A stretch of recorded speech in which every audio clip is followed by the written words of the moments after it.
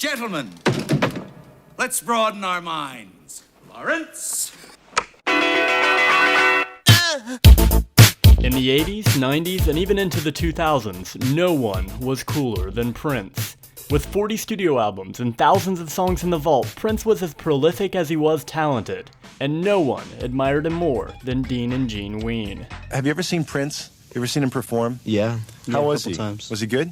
Yeah, it was great. In the oeuvre of artists that influenced Ween, like the Beatles, Funkadelic, the Grateful Dead, and as much as they hated to admit it, Frank Zappa and the Mothers, Prince was perhaps the most influential of them all, leaving an unmistakable impact on both their sound and songwriting.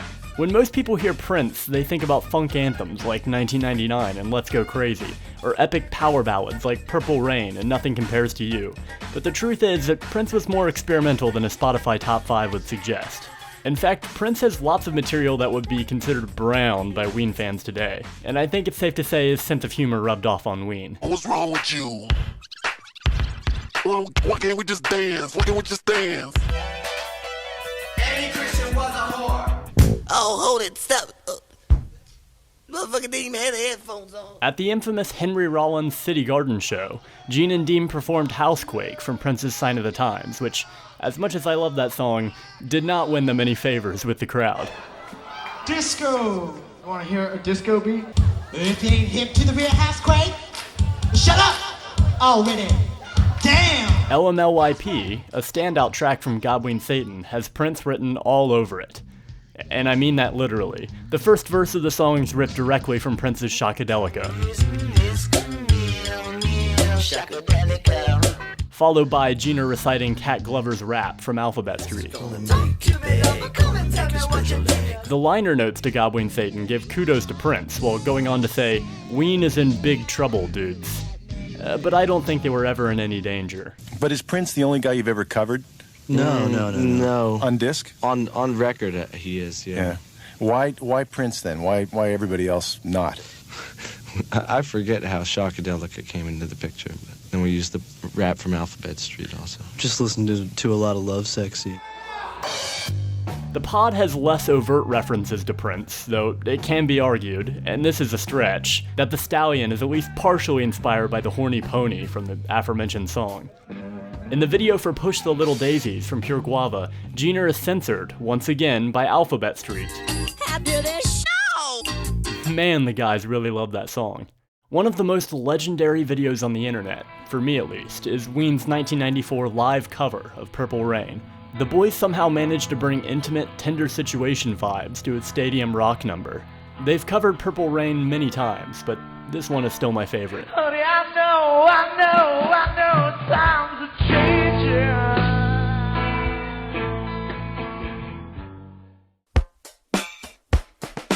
When Dean released the Caesar outtakes from Quebec in 2011, there were some consequences.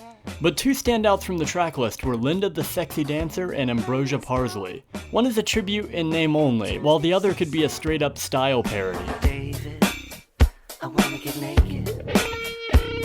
An even more explicit Prince homage would come in the form of Monique the Freak from Shinola Volume 1, a Moleskine composition. Oh, mercy. Girl, you're looking sexy.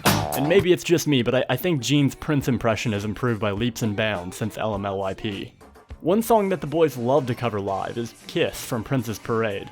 It's usually sandwiched between two sections of Voodoo Lady, with the band transitioning seamlessly between the two.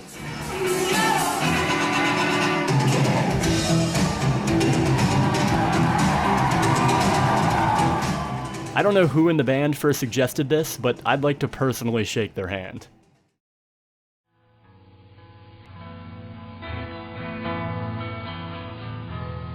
On April 21st, 2016, Prince died at just 57 years old, and it was nothing less than a national tragedy.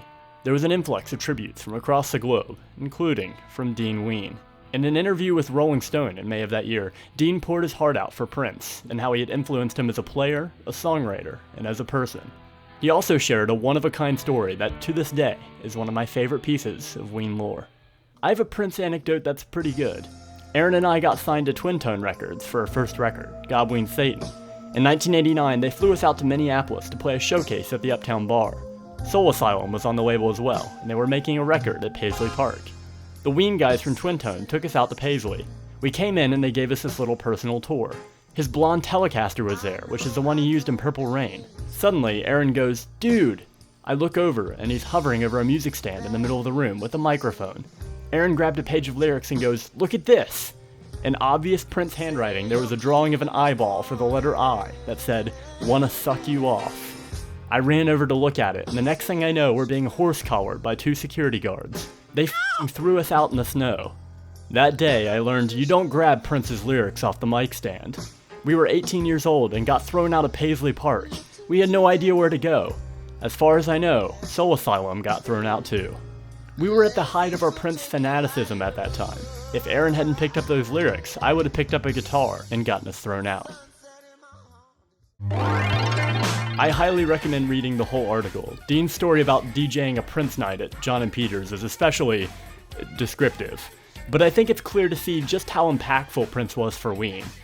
Anyone who follows Gene on Twitter knows that at least 30% of his feed are pictures of Prince with no context. But not only did Prince influence one of the greatest bands of all time, he was also a titan in his own right, a totally singular figure, a rock god, a pop star, and an R&B crooner. For a glorious stretch of time, Prince made popular music weird again. And for that, in my opinion, baby, he was a star. Do you want